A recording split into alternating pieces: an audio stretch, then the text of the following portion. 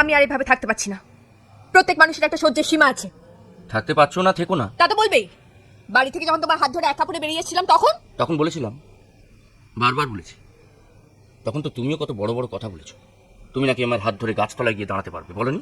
হ্যাঁ বলেছিলাম, কিন্তু তখন তো আর জানতাম না যে 3 মাসে একটা চাকরিও জোগাড় করতে পারবে না তুমি। আশ্চর্য, চাকরি পাচ্ছি না তো আমি কি করব? চেষ্টা করছি না আমি? ঘোড়ার ডিম করছো। কোন জন্মে তোমার জামাইবাবু একটা চাকরি জোগাড় করে দেবে সেই আশাতেই বসে থাকো? উনিও তো চেষ্টা করছেন, সেদিন তো তোমার সামনেই বললেন। বিশ্বাস করি না।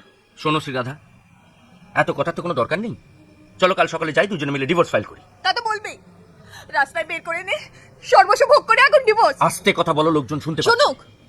এইভাবে রোজ রোজ আধ পেটে খেয়ে অন্তত আমি থাকতে পারবো না। থেকো না বলছি তো। 100 বার থাকবো। কি করবে তুমি? তুমি রোজগার করে আনবে। 3 মাসের সংসারে 2 দিন আনি চেপে চিকনা সদ্য। আজ পাউরুটি, কাল মুড়ি বাতাসা, ওষুধ ছাতু। চুপ! কেন? একদম চুপ! কি করবে তুমি? চুপ না করলে কি করবে তুমি? কি করবে? আমাকে মারবে? মেরে চুপ করাবে? দরকার হলে তাই করবো। কি বলে? কি বলে তুমি?